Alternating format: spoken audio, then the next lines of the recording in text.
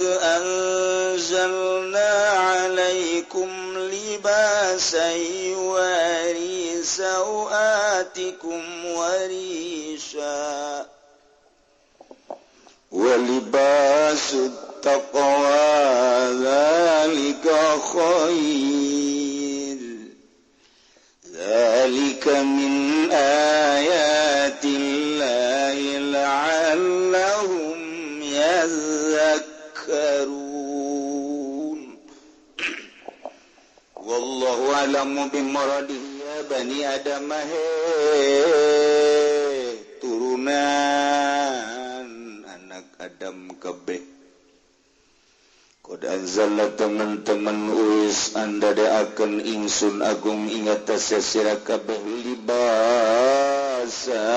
ing angguan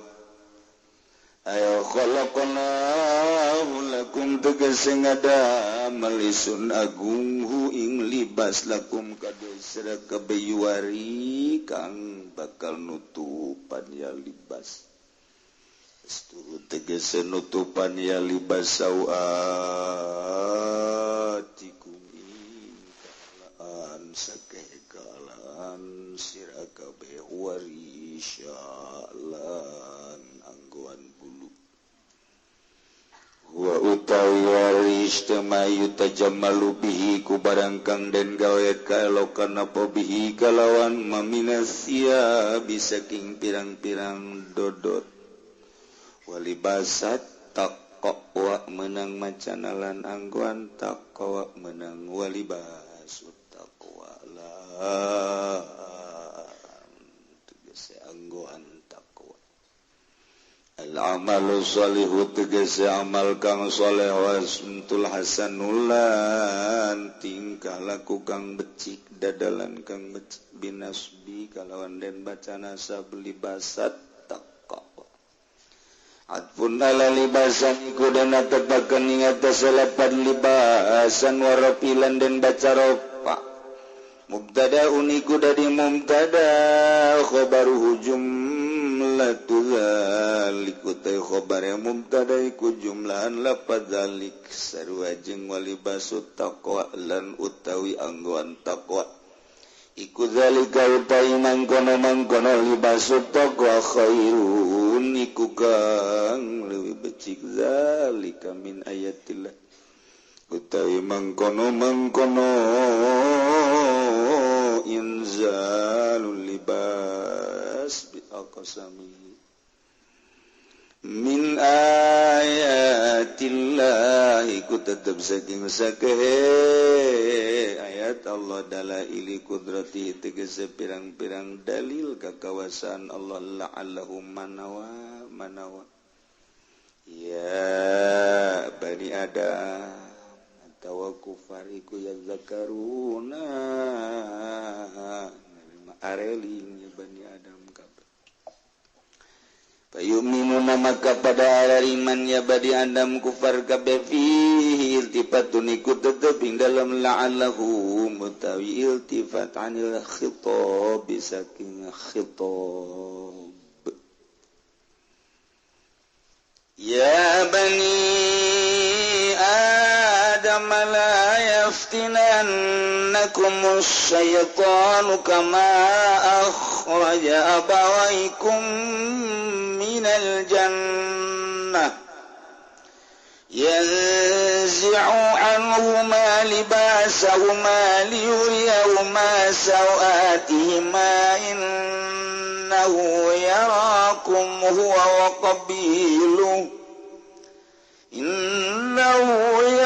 yarakum huwa wa qabiluhu min haitsu la tarawnahum inna ja'alna asy-syayatina awliya'a lilladzina la yu'minun wallahu a'lam bimaradi ya bani adam anak turunan Kangjeng Nabi Adam la yaftinannakum jamitna temenaning sira kabeh yudillanakum tegese ajanya sarakan temenaning sira kabeh asyaitanu apa syaitan la tatabi'u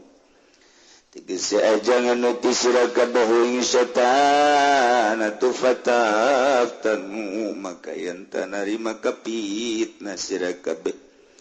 kama akhrajaka oleh ngetoakeun ya setan abawaikum ing bapa biang rorosira Adam lan Hawa bifitnatihi kalawan fitnah setan minal jannati saking surga yanzi'u ale mocot ya setan halun iku dadi al anhuma saking karone abawaikum libasahuma ing anggoane karone abawaikum liyuriyahuma rapun yen taningalikeun ya setan ing karone abawaikum sawati maing sakekalanane abawaikum minnahu ing satuna syaitan ay syaitan tegese setan yaraku kuningali syaitan ing sira kabeh wa syaitan wa qabilulan balad-balad syaitan junud tegese pirang-pirang balad tentara syaitan min haitsu la tarawnahum saking panggonan orang ningali sira kabeh ing syaitan wa qabilu lillato pati aja sadihim kena arah-arah lam bute pirang-pirang jasade setan wa qabilu oh adami alwani mata warana pirang-pirang warna setan wa qabilu inda jala ing satu hunai sunagung iku anda daakan ing sunagung ing pirang-pirang setan aulia ing pirang-pirang kanca awanan wa korona tegese pirang-pirang kanca korona lan pirang-pirang batur lilladzina la yu'minuna kadawong kang adawong ake kang orang iman keun ya ladzina kabe lilladzina kadawong ake la yu'minuna kang orang iman keun ya ladzina kabe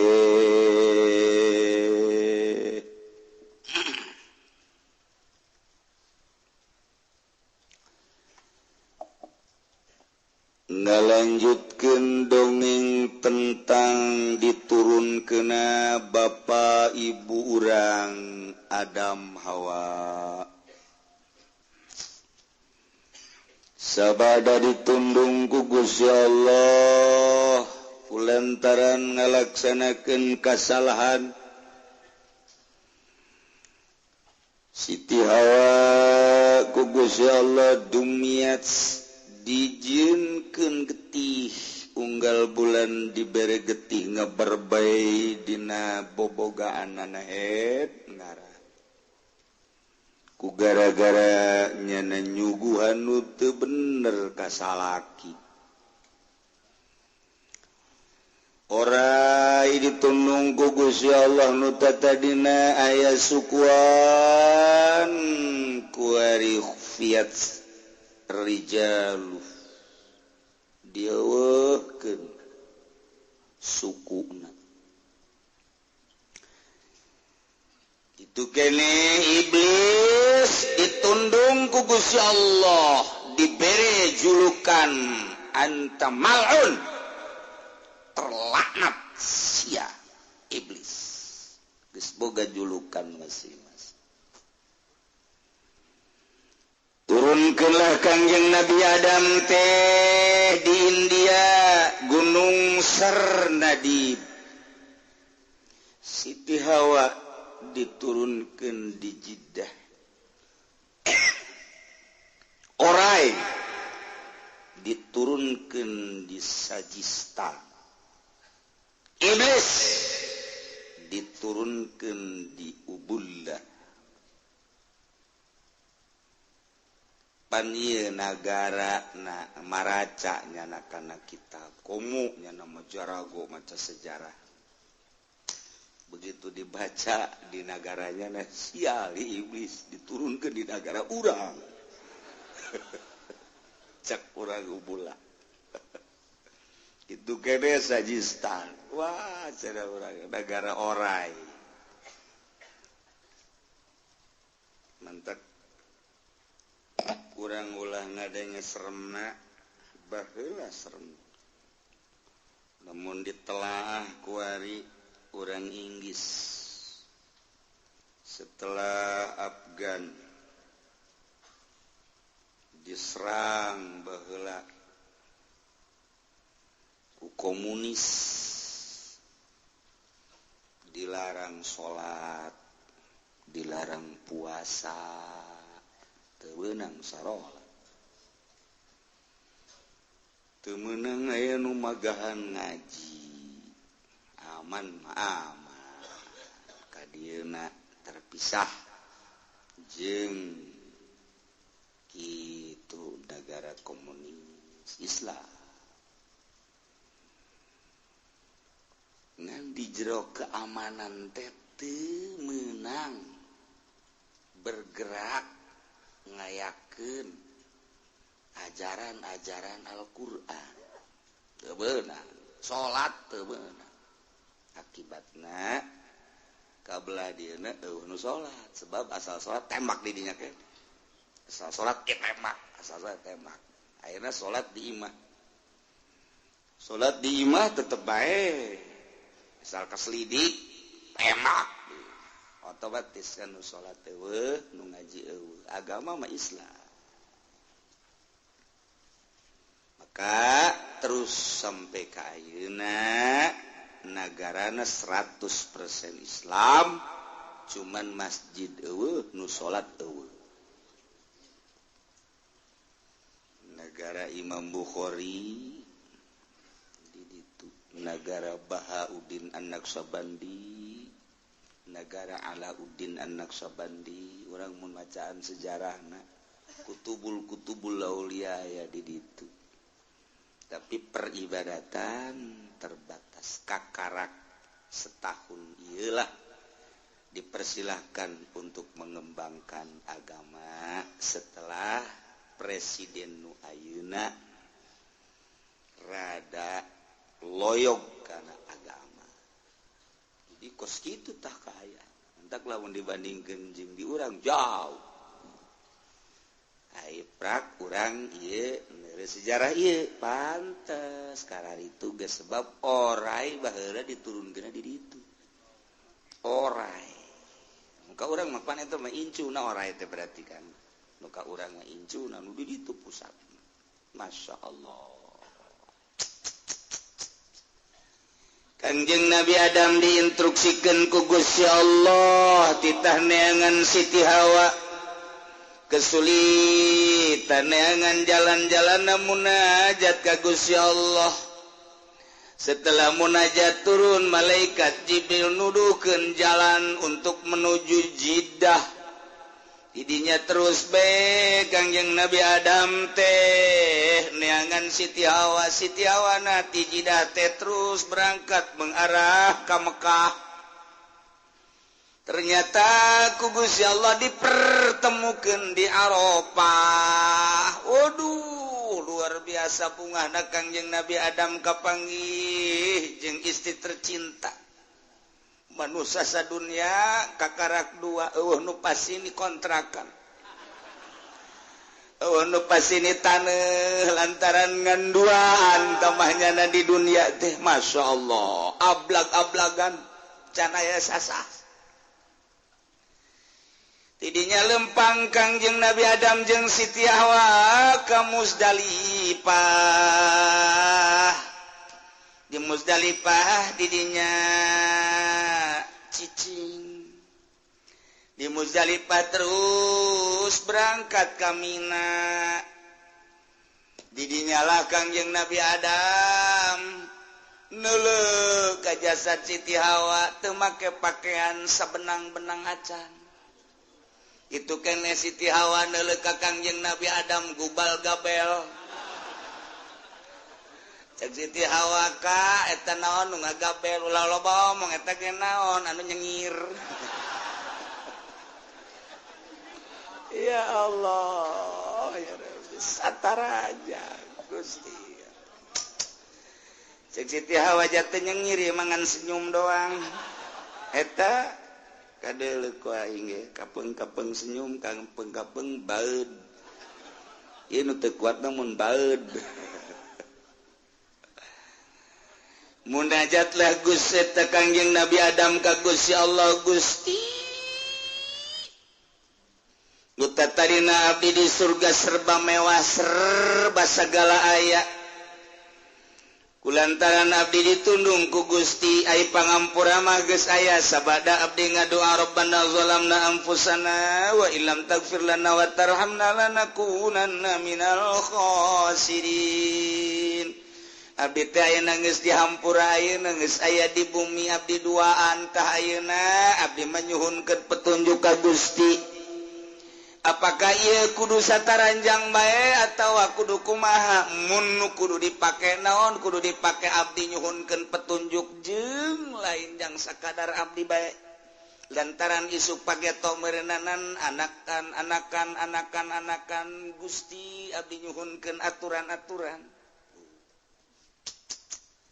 Nu mantak hei adab. Kaula pangeran anu leuh nyaho ka anjeun. Ulah kudu loba omong Adam Hawa. Lantaran lamun kumaneh direnung turuna maneh ti sorga ka bumi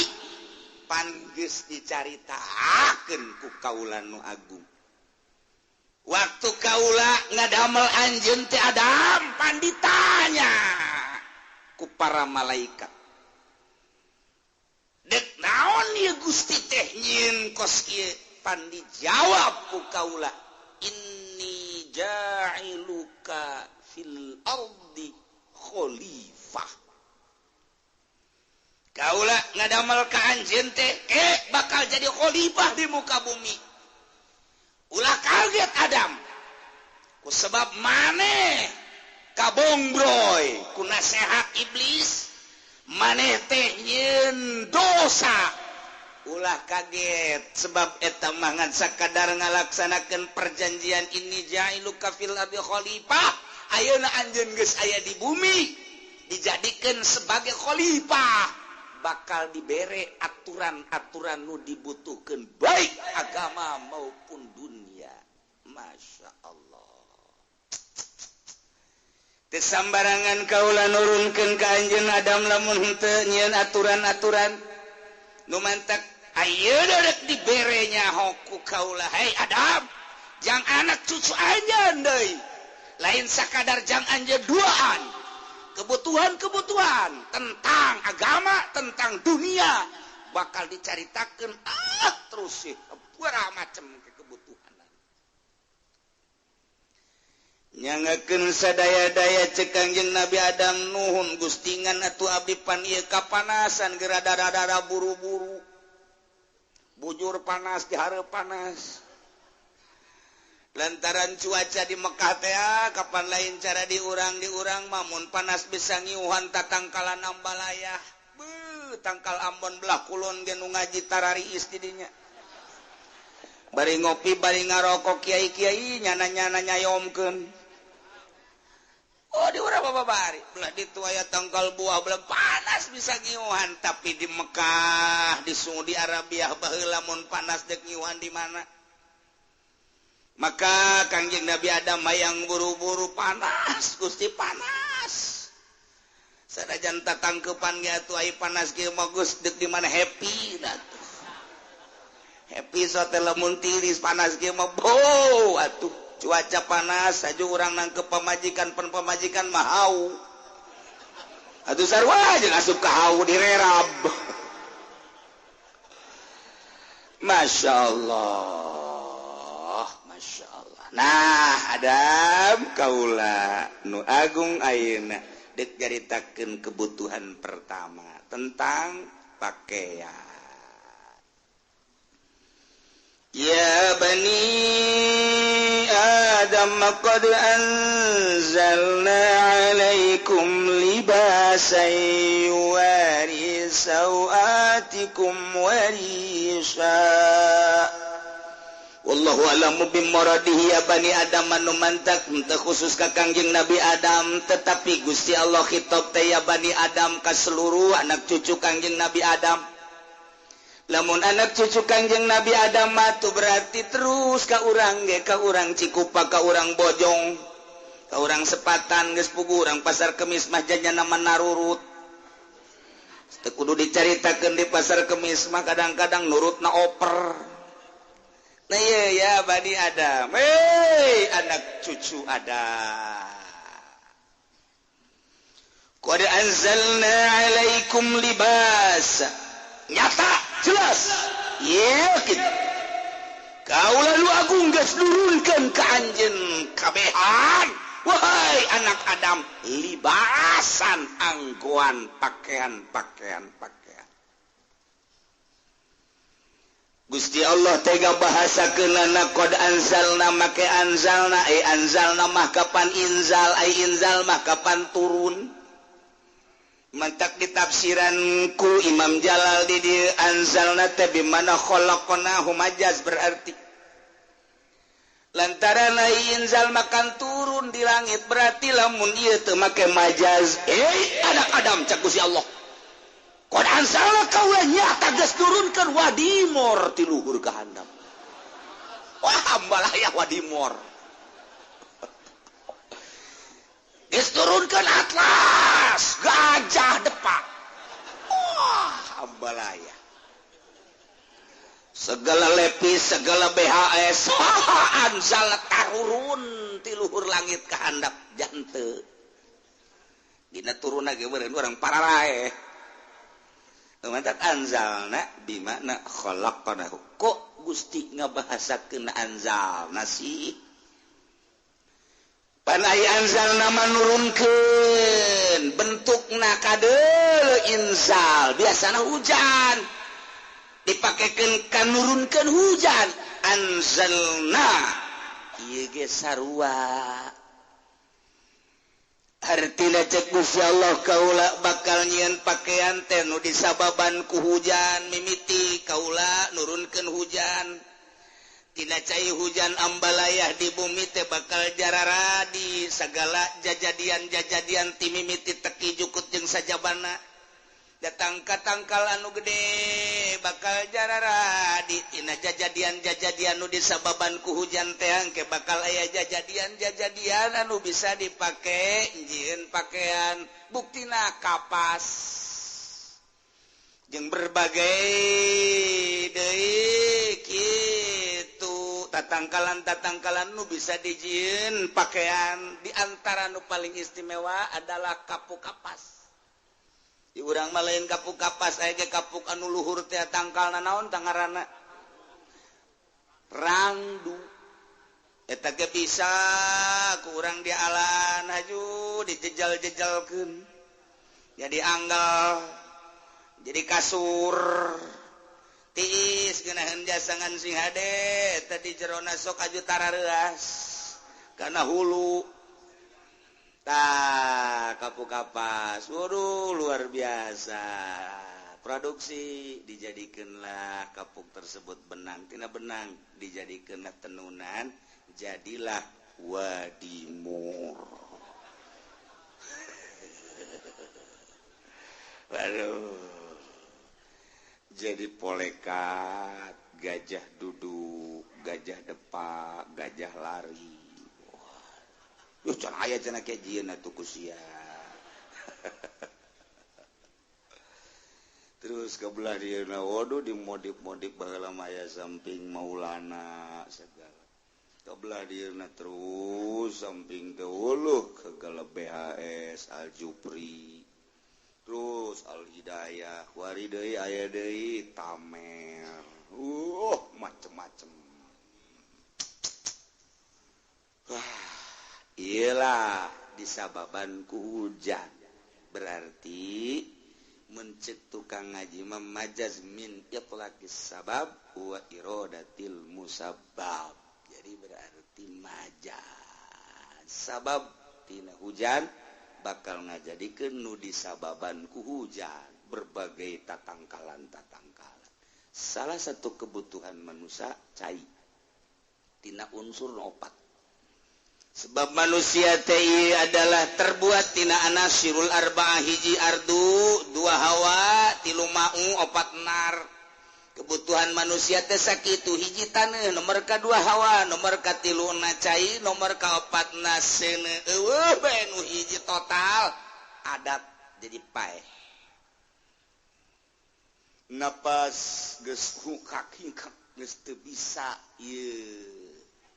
urang ngasupkeun hawa ka jero irung geus teu bisa dipencet di jerona pernapasan teh spenek obatna ngaroko eta maksudna moal kebal deui masyaallah geus teu bisa menghirup oksigen geus teh gitu kene mun eueuh cai sebab kebutuhan awak urang cai awak urang tadi inuman atau enggak gitulah lumantak wahai anak cucu Adam kodan salna takaula geus gadamel ka anjeun alaikum pikeun aranjeun kabehan libasan pakaian-pakaian anu disababan ku cai hujan tina cai hujan teh terus jararadi atawa engke bakal deuleu anjeun pertanian khusus libasayuari sawatikum warisha pakaian teh dijelaskeun dina Al-Qur'an aya dua macam nomor kahiji libasayuari sawatikum pakaian anu bakal nutupan kagorengan yakni aurat kubul jeung dubur nomor kaduana libasan warisha artina warisha teh ieu terbuat tina bulu-bulu anu bisa mayu tajamalu bihi minasia dipake ngaginding model wall dan lain sebagainya eta teh sarua bae tina cai hujan kene cai hujan turun ke taneuh kemudian jararadi jukut dan lain sebagainya didaharlah ku binatang embe dan lain sebagainya orai didalahar embe sapi munding onta jadi kuari ngagedean hewan dipotong dipencit maka ieu kulitna bisa dijadikeun pakaian buluna bisa dijadikan pakaian bulu embe gembel bulu sapi bulu onta berbagai bulu bisa dijadikan ke uol gitu kene kulitna dibawa ti Tangerang ti Bogor ti Cianjur ti Sukabumi dibawa ke Garut dibawa ke Bandung jadinya diolah terus diolah diipis-ipis dina hiji kulit kulit sapi bakal jadi 12 hiji kulit sapi teh bakal jadi 12 helai. Lamun embe mah bisa 2 baheula mah kuari mah dijadikeun hiji bae lantaran embe mah teu boga lapisan-lapisan. Diproduksilah di Garut, diproduksilah di Bandung, dibawa deui kuari dijualan di Picung jadi jaket. Eta produksi Garut eta. Lamun memproduksina bagus geunang dipakena hargana murah terjangkau oleh rakyat pasar Kemis. Tapi lamun jang ka luar negeri mah ipis ongkos lawon bae mahal tambah jutaan. Eta mah ongkos lawon biasa bae eta mah dirahasiakeun ngajualna ge lantaran moal kabeulieun ku urang Cikupang mah kecuali pasar Kemis.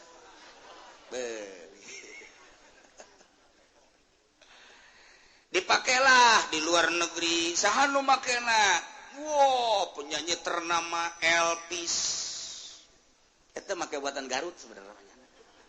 calanana teh nu herang-herang teh teh kulit buatan Garut dipake deui ku Mick Jagger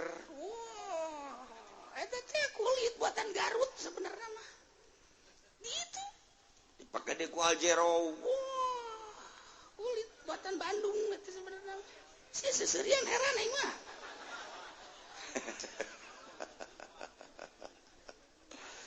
Bahkan Bill Clinton ge kunjungan ke Indonesia dibere nyana Justina kulit. Masya Allah. Indonesia teh istimewa. Tuh, urang mah di dia ngajualan kulit sapi sabaraha duit hargana eta kulit sapi teh hijina? Hah? Hijina sabaraha hiji salembar gede bisa ente mangsa 100.000 ente 100.000 lah ke 100 behelana ulah sok murah-murah loba tukang kulit kumaha sih bila perlu 500.000 lah bawa ka ditu dijieun 12 keur carita salembarna jadi hiji baju bae atawa 10 nu 2 jang tambal-tambal hijina misalnya dijualna ieu kuari 5 juta kali 10 jadi sabaraha atuh memang hitungan bae heulanan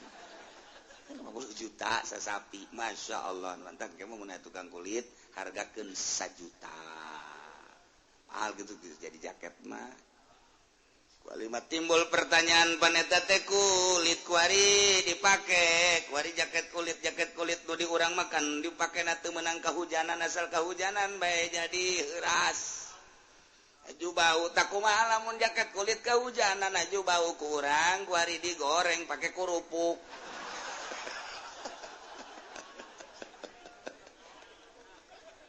jak kulit paneta ge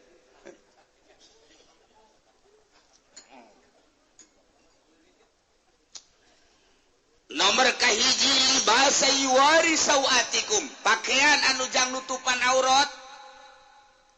ulah kadeule diharap gubal gabel mun lalaki ulah kadeule senyum jeung bendu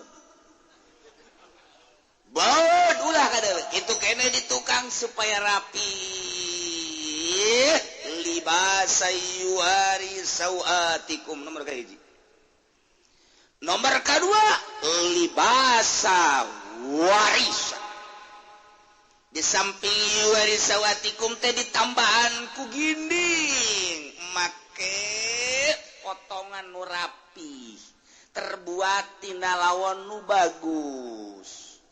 supaya kadeleuna sregep nah 2 macam nomor kahiji jang nutupan kagorengan yakni aurat nomor kedua supaya tambah rapi dinding warisa asalna waris mah bulu manuk tapi nu dimaksud mah ieu mayu tajammalu bihi minasy majaz deui bae walibasut taqwa zalika khair walibasut taqwa ari pakaian takwa teh eta zalika khair eta pakaian anu luar biasa bagusna di antara 2 pakaian nu hiji pakaian anu jang nutupan sawatikum nomor kedua pakaian anu jang ngaginding-ginding nah di antara antara nu dua walibasu taqwa pakaian takwa nujang kadeleuna ku Gusti Allah rapi kadele ku makhluk rapi pakai nutupan aurat eta teh zalika khair berarti libasu taqwa jatuhna kanu pertama naon libasa yuwari sauatikum pakaian nu pakai nutupan aurat iyalah pakaian anu khair bagus cek sawareh malibasu taqwa teh pakaian-pakaian anu paranti ibadah ka Gusti Allah dipakai salat ka Gusti Allah dipakai berjamaah ka Gusti Allah jang berjamaah salat berjamaah perkumpulan pengajian dan lain sebagainya etalah libasut taqwa etalah zalika khair nomor kaduana nomor katiluna libasut taqwa teh pakaian-pakaian paranti takwa ka Gusti Allah pakaian paranti perang pakaian-pakaian perang termasuk tameng-tameng perang iyalah libasut taqwa dibandingkan jeung pakaian-pakaian nu dipake sehari-hari iya pakaian perang nu paling istimewa zalika khair terakhir Imam Jalal baga jelaskan libasut taqwa teh al-amalus sholih horeng pakaian teh patali jeung akhlak jeung pagawean anu soleh pagawean anu sesuai jeung aturan Allah Subhanahu wa taala ya jelema ginding jasa make sapari luar biasa bagusna ti luhur kahandap manen necis seragam disebut berem lain disebut hidung lain disebut koneng lain putih lain wah ieu mah PNS hebat di dia nama ke kenong wode luar biasa wah sepatu nage herang bisa pakai ngaca dek lempang nage kudu ditiupan ku hadamna besi aya kokotor fu teu meunangnya nama kokotor tapi ternyata pakaian nu sakitu bagus teh terbuat tina wall England wadah ngaput nage geus teh sembarangan kudu nu ngaput nage di Jakarta bila perlu di Singapura teu benang sambarangan ngaput nage lantaran ieu mah pan pejabat tinggi ti gubernur kaluhur menteri embu make pakaian raradutan cara urang tapi ternyata horenganan sebatas pakaian doang salat henteu puasa henteu maling terus nah ieu kadang jelema make pakaian bagus amal lo goreng eta teh min jumlah kitu make pakaian sataranjang teh jelema kos kitu pakaian bagus tapi teu ibadah ka Gusti Allah eta teh sataranjang hakikatna mah tapi jelema pake pakaian biasa bae kadang-kadang meuli lagi di mingguan dirinya bari ngaji aju kurang duit lagi ngahutang ke minggu hareup dibayarna aju minggu hareup pohoan terus bae teh dibayar tapi nyana salat ieu pakaian sederhana tetapi nyana amal soleh eta istimewa masya Allah geus amalus sholih sumtul hasan kalakuan nu bagus eta jadi pakaian ka urang nu paling istimewa mah pakaianna bagus secara zahir hartina bagus teh rapi pakai nutupan aurat ditambah kumayuta jamalubi lantaran dititah Allahu jamilun yuhibbul jamal jadi dirapi-rapi pakaianna lantaran bersyukur ka Gusti Allah lain hayang ka alam ku makhluk ditambah ku amal soleh berarti makan zahir batin dideuleu dina zahirna sregep ditambahan ku pakaian batin amal soleh waktu salat waktu puasa waktu zakat waktu haji waktu sedekah cawadeun zahiron wa batina masya Allah jadi nomor kahiji ieu pakaian nutupan aurat nomor kedua ditambah deui untuk berhias sebagai papaes supaya indah kadeleuna disesuaikeun lamun nu kuru ulah make nomor ceting asok aya awale kuru jasa awak tinggal tulang make pakaian merecet jasa aduh calanana anu nyitak teh itu kene baju Masya Allahnya jangkungnya kuru maka pakaian anak merecet ya mamun ayah buah tinggal diajul baik kunyana eta karena teu necis jadi berarti kudu rada digambringan saeuti geus kadel rapi nu neuleuna salakina jadi indah jelma tuh Masya Allah susu naga segede ember gede jasa bujur na pohar jasa giblek waduh maka pakaianan labuh gua gedean atau mas sarwajeng barongsai ya Allah tete saraga jadi dirapi-rapi ku wae potongan ge ku potongan ieu teh supaya sinergis antara suami jeung istri. Karena mun di imah neuleuh pamajikan rapi, kan moal ka mana salakina aya keur di imah mah.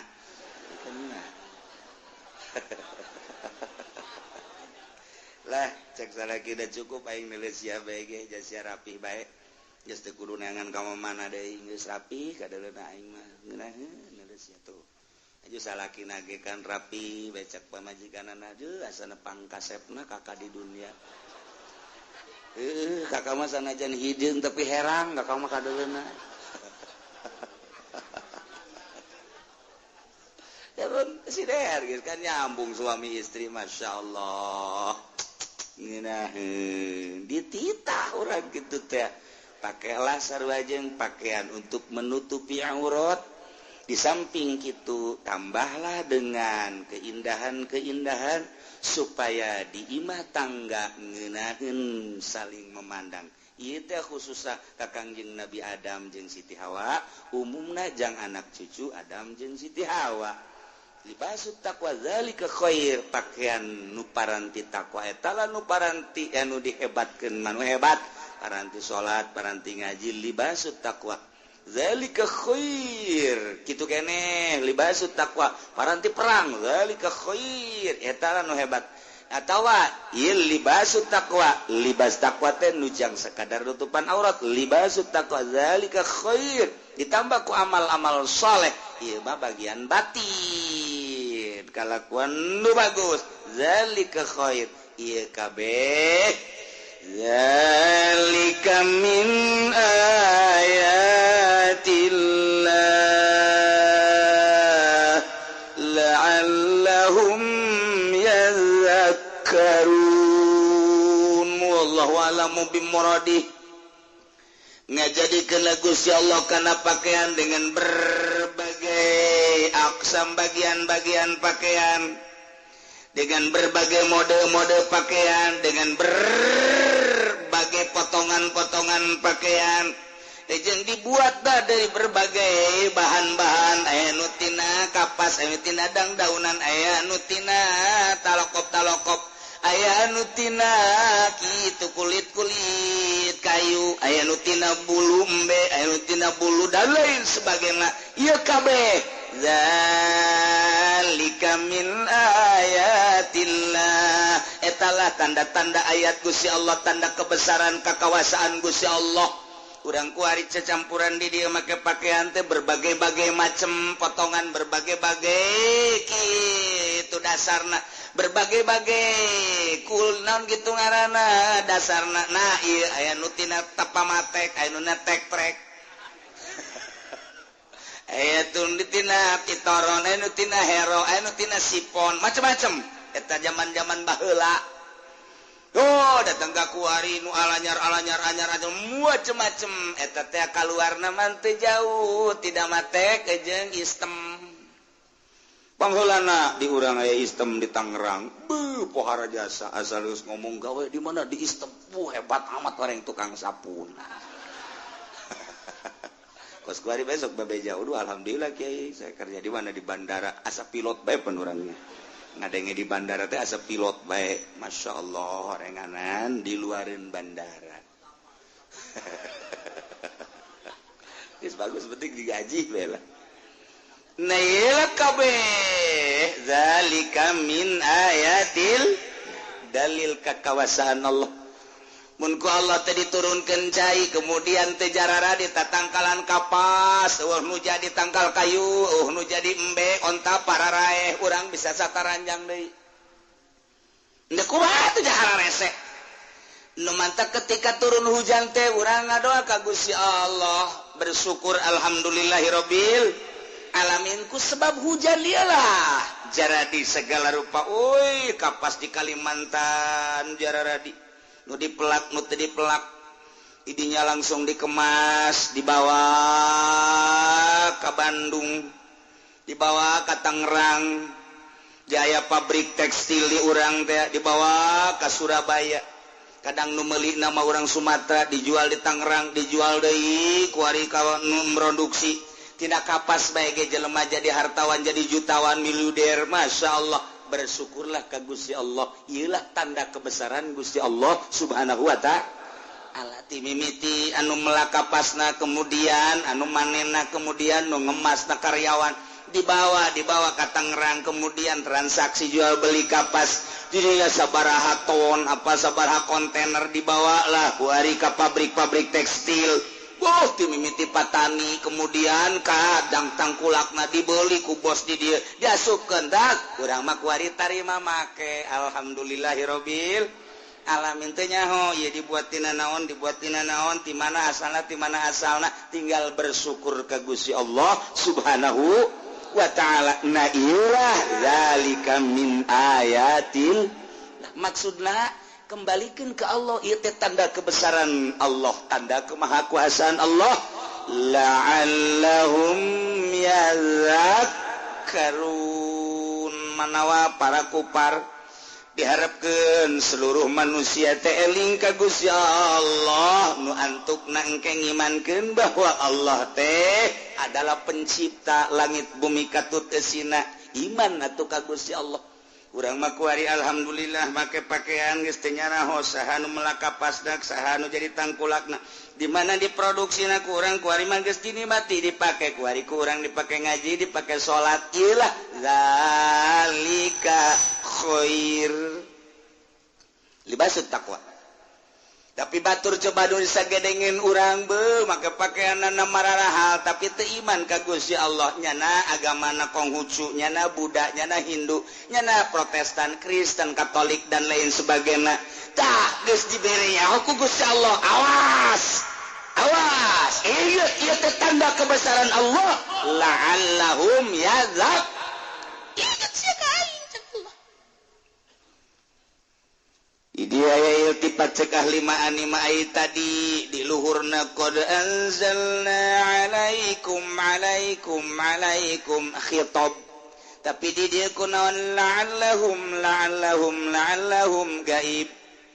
la'allakum yazakkarun endahan la'allahum yazakkarun bagian ilmu ma'ani tah mangarana iltifat panjang kurang mun dibahas jangan anu ngaralti mah ngaji geus ngaji johar makrun ngaji ukudul juman pasti para raham tama mun teu poho anu teu ngaji mah atuh hese wadako ngaji tafsir ngaji hadis teu mondok geus ulah diharapkeun beres nu mondok ke kacaletot bae oh mah nu teu mondok mah mantak wawanianan budak sakola ngahartikeun Quran wawanianan eta bahasa model khitab bahasa model majaz bahasa model kinayah deuk kumaha ngahartikeunana degungkeun habak jelema kos itu mondok heula sia ngahartikeun Quran mah eta bahasa kitu aju naon maksudna wal iltifat wa yuduna ieu iltifat teh kos kumaha nah engke naon rahasiana iya tak kahara resen aya majaz aya majaz mursal aya majaz istiarah kemudian dirinya aya alaqah aya korena deuk ngamajazkeun teh teu sambarangan kemudian ngamaksud ngamajazkeun teh naon eta Gusti Allah didinya masyaallah aju di dieu teh aya bahasa kinayah engke aya bahasa iltifat eta kumaha kos karitu mun teu mondok aya nu mondok ti leuletik kaji pendi di kampung pondok tapi teu ngaji bodoh terus-terusan tamati orok datang ka paeh bakal di pondok bae nya mah ya bani adam la yaftinannakum syaitan kama akhraja abawaikum minal jannah. Muhammad cek Gusti Allah nu mantak didongeng-dongeng ge ieu para rasul para nabi timimiti bapa moyang urang dikisahkeun ku Gusti Allah dina Al-Qur'an engke bakal panjang luar biasa kadituna kabelah dieuna engke bakal aya dongeng Kangjeng Nabi Idris, ke Kangjeng Nabi Nuh, ke Kangjeng Nabi Hud, ke Kangjeng Nabi Daud, ke Kangjeng Nabi Lut, terus kebelah dieuna Kangjeng Nabi Sulaiman. Didongengkeun terus para nabi Musa, Nabi Yusa. Kebelah dieuna Kangjeng Nabi Isa alaihi salam diakhiri ku Kangjeng Nabi Muhammad sallallahu alaihi wasallam. Ieu para nabi dikisahkeun dina Al-Qur'an teh ieu supaya jadi ibrah limayas mauha bagi jelema-jelema anu ngadenge teh ieu supaya jadi contoh, jadi tergugah hatina nu bagus bisa diturutan, anu gorengna ke bisa dijauhan. Tujuan daripada ngisoh-ngisohkeun para rasul ieu supaya jadi ketika orang ngadenge teh Kanjeng Nabi Adam kan orang berpikir eta bapak orang kunaon make maksiat di sorga. Lamun tah heula teu maksiat mah meureun aing ge teu kudu hararese hirup di sorga ngeunaheun jasa teu kudu boga kontrakan. Aju cak nu ngontrak aing teu kudu ngontrak. Aju cak nu tani aing teu kudu macul segala ngawaluku. Aju cak tu nu di kantor meureun aing ge lah meureun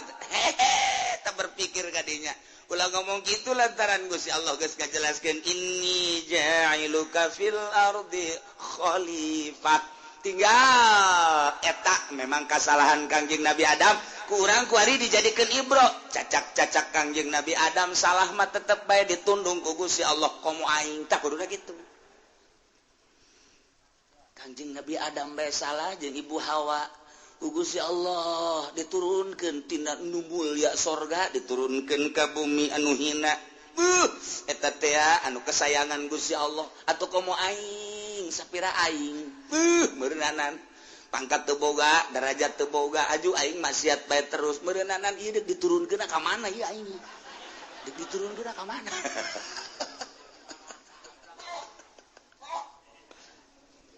Dumadak ditambahan deui cek Gusti Allah ya bani Adam. Wahai anak cucu Kanjeng Nabi Adam la yaftinannakumus syaitan. Sing hade ulah kagoda ku fitnah-fitnah setan. Bere. Sebab setan geus ngancam cak setan teh. Iyo Adam jeung Hawa ge kuai kagoda cak setan. Digoda sia kuai urang Cikupa. Aing kumpul di Citra. Aing kumpul di BSD. Sabagian anak buah aing di Purijaya.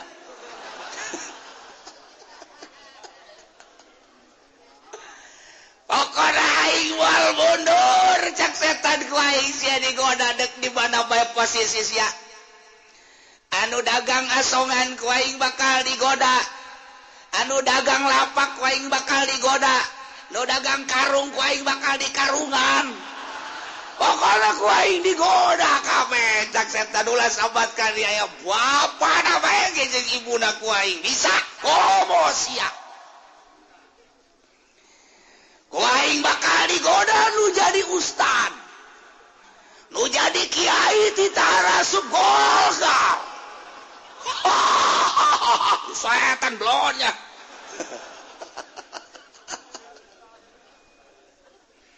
Pokoknya mah jelema ku aing bakal digoda ti Tangrede kabeh. Dengan dasar kebutuhan kita nyerimpen duit di bank deposito abeh ngadaharan taina. Ayo ku aing deuk digara roda. supaya ke Mekah melalui bank pinjaman ti bank geus teh jauh duit nu halal nu haram ku aing bakal digoda kiaina ku aing bakal dijadikeun sponsor sial teh setan goblok Masya Allah ku aing bakal digoda ku cewek-cewek bakal marah recet ge calana-calanana aduh apemna bakal kadeuleu ku aing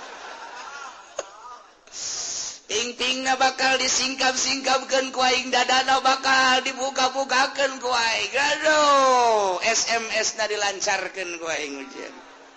digoda kajen ku kumaha ge geus kiai heula nu ku aing digoda ustad nu ku aing kobo tukang tabligh mah geus ku aing ceramah digoda jasa tial da setan aduh terutama nu aya di pamarentahan ti mimiti RT datang ka lurah ku aing pokona mah bakal ditiupan ceulina camat-camat bakal dituntun bupati segala gubernur komo presiden mah aduh ku aing sia bakal ditutur-tutur ke mana bae ge sia waduh teh setan sial jasa ge setan di mana sia tempat sia tempat aing di Tangkal Asem Tangkal Ambon, pusatnya di Tangkal Beringin. Waduh, setan ngancam setan.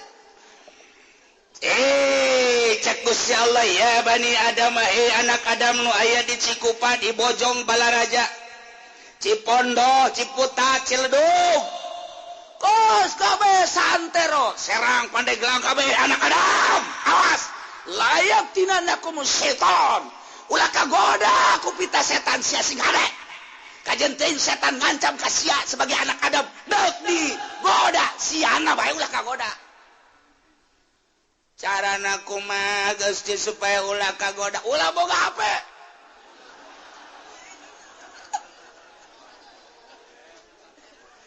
aja pendig hideug aduh boga 5 aing HP aduh naon deui Gusti supaya ulah kagoda ku setan ulah boga TP waduh berat naon deui Gusti supaya ulah kagoda ku setan sing hade cek Gusti Allah ya ke heula dihareup bakal dicaritakeun godaan-godaan setan ieu mah nomor kahiji sing ada ulah kagoda ku pita-pita setan ulah kagoda ku rayuan-rayuan maut setan kama akhraja abawaikum minal jannah sakumaha setan ngaluarkeun bapa moyang anjeun di sorga kulantaran digoda ku setan ulah seperti bapa moyang anjeun nu digoda ku setan sing ada setan lantaran setan tepan baheula yanzi'an huma libasahuma liuriyahuma sawatihima barang Kangjeng Nabi Adam jeung Siti Hawa digoda ku setan teh kapan arucutan pakaianana teh daekeun nempel di Kangjeng Nabi Adam lantaran Kangjeng Nabi Adam ditundung dek diturunkeun ka bumi libasahuma pakaianana liuriyahuma supaya katembong gogorengna dasar tangkorak setan nu ngagodana akhirna atuh katembong liuriyahuma sawatihima kokotor kagorengan anu aya di Kangjeng Nabi Adam jeung Siti Hawa teh katembong ku ari ku gara-gara setan sebab setan main lahu yarakum huwa wa qabiluhu min haitsu la tarawnahum nyana mah setan ngapaneulekeun ka urang ngagodana ngeunah dek dihareup dek digigir dek ditukang dek diluhur dek dihandap dek urang keur hudang dek urang keur hees nyana mah yarakum huwa wa qabiluhu setan maneuleuk ka urang jeung kanca-kanca setan balad-balad setan anak buah setan komplotan setan urang mah teu neuleuk ka nyana mah neuleuk ka urang tapi urang mah min haitsu la tarawnahum tina tempat urang teu neuleuk ka setan ayu setan mah neuleuk ka urang ngagodana ngeunaheun jasa urang mah teu neuleuk ka setan deuk kumaha nangkisna lantaran urang boga besi teu bisa ditangkiskeun ka setan sebab setan teu kadeuleu urang boga cimande teu bisa ditangkiskeun lantaran teu kadeuleu urang boga silat karate dan lain sebagainya teu bisa ditangkis ku nu koskara itu lantaran setan teu kadeuleu aya nyana neuleukeun ka urang innahu yarakum huwa wa qabilu nyana mandeuleukeun bae ka urang ku ari ge aya tadi dia sia teh uci ngomong-ngomongkeun aing bae cak setan aing deuk pindah ka belah kenca deuk kadegetan aja pendi ku aing deuk ditiupan matana supaya nundutan eta setan dokon kitu sial jata setan nyana neuleukeun bae ka belah kulon ka belah wetan ka belah kaler mana ieu anu ngaji ku aing deuk digoda ucina keur nyaritakeun setan nyana seuseureun cak setan teh kajen tetep cenah ku aing digoda bae ku ari geus mulai anu ngaluarkeun HP lantaran sasada itu aya belah kulon aya janggian jeung jahe blon teh budak keur nyaritakeun setan aya oge aduh siap Masya Allah geus dicaritakeun awas cek Gusti Allah kade setan ngancam bakal mitnah bakal ngagoda bakal nganasehatan ke anak cucu Adam cak Allah awas la yaftinannakumus syaitan awas ulah terulang kembali ala tattabi'uhu fataftan ulah nuturkeun ajakan setan maneh bakal kapitnah lantaran urang dijanjikeun lamun urang bersih bakal